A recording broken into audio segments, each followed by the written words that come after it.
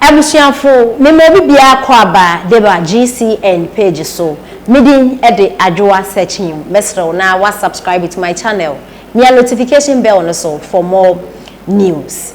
on to me TV ewo program bi a watu ne de ensempa fie na abu na o host program no omode bo eye daru anaso omode kan ensem efa eye eniema his excellency na Addo danko Akufo Addo na NPP amayokuo no omobae omo abeye ede aboa oman Ghana na ewo ensempa fie eye eniema na wotwi na ekoso a NPP fo omo aye no na omo kekambom na omo de ebroye na ba kwa omo de bai na omo ekyerese ode wani ekyerem ewo Greater Accra eye alajo 1.5 million Ghana cedis Astroturf eye his excellency na Addo danko Akufo Addo eye no wawie wakobia no eye youth no eye training wo ho ebobo a enya asem keto akra na abu ni semkan mu na o kyerese Ghana hanom ever since eye Dr. Kwame Nkrumah Ghana ye mampani dada wanya ne baby ko eje fa hodi ede ema oman Ghana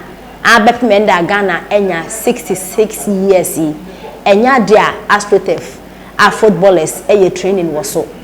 ebi wo Ghana hanom na yesha NDC amayokuo na omampani dada his excellency John Dramani Mahama omudi Ghana so no na Astroturf wo Ghana hanom ye two pe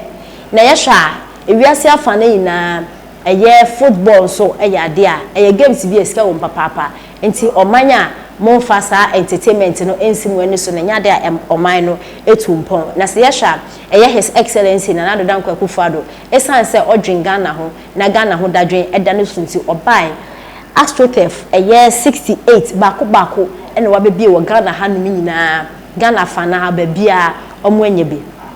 enti no abu ekyerese yembo Ghana fo abaso na ye jai se ye de NDC compare NPP na sa two parties de insunsu mpa enya asem keto akwa because eba no omo nyama pa ye ntimi mfa NDC entoto NPP ho ne yenti ensema abu ede etudwa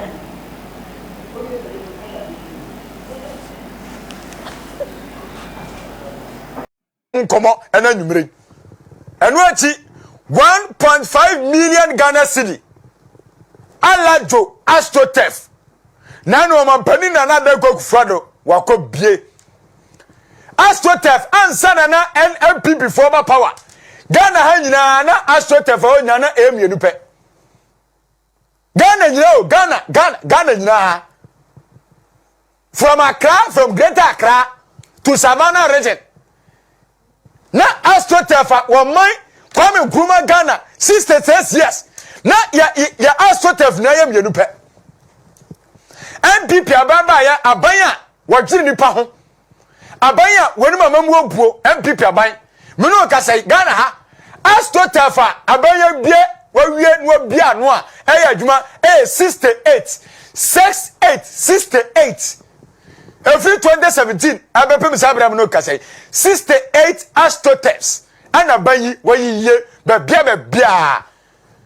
MPP for bakonya so na emienu pe 2.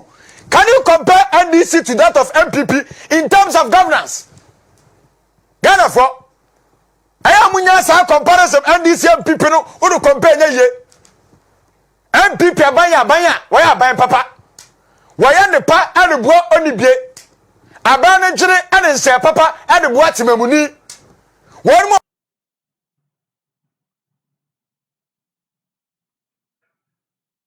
awomo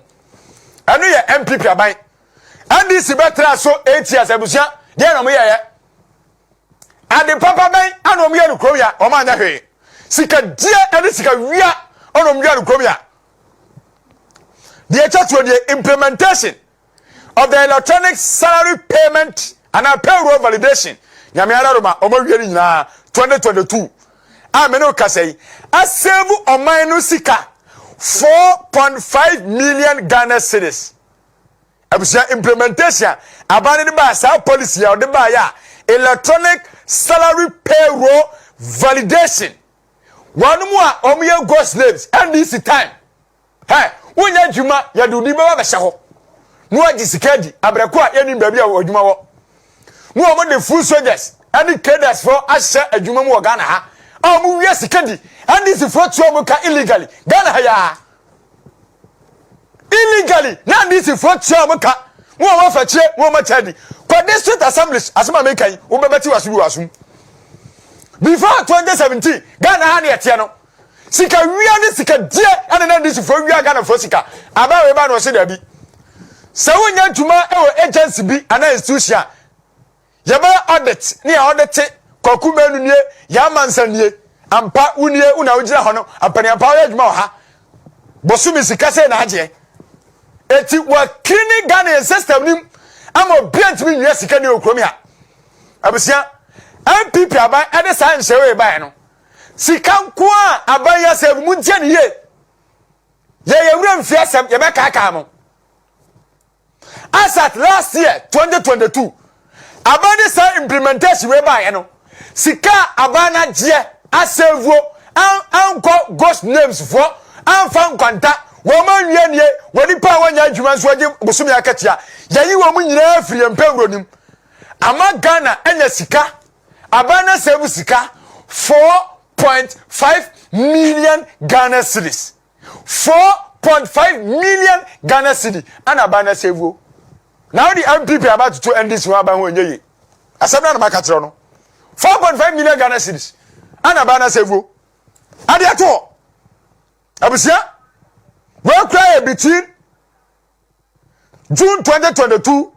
and March 2023 sika 4.5 million Ghana cedi ana bana dia to se sika ni na nkada ne nkwanta anya NPP abaya se sika nkada ne nkwanta na na kwa me da se where government district adwuma bia abana ye puntuduma akoso taxpayers money abana dia project kakra ebi ne atwa hyem no na yanku anim Ghana ha yete NPP aban ba ya cover ba ye ana abana ye se da bi ya facility so Ghana akwesua uyi kwalebu na ye conference akwefiri wa ana hospitals na aka no kwa no etimi fe ni pakase bia eti abana hu se da bi COVID-19 na bia yani eti NCC hospitals eri kwani sha na 88 ana mu kwatra se na mu se da bi niamia bi ro ho a district bi ho a wo mu ni hospital ni bi agi se obi yare critical ai se man so ko meba ho da to bu ase ye beba ha mana kwa bi a far distance eti abana ye se wodi bi be fa na agenda 111 agenda 111 ye ni kromi a aban ye se ode ba 2019 2020 mu ana ye te ye na manfo se NDC for se nya no kre agenda 111 bai ebia ni ho eti no enya adwuma sika bia ni ho abani ni sika wakofa ne he ana omo ya na ya saa ana NPP abese no eba junior ye ni bu amamuo ni ye de nhye papama oni bie ho to no a NPP aban ana ode agenda 111 bai e call parliamenters NDC MPC aka se sika ni ho abani sika ode be ma ntiri krom ha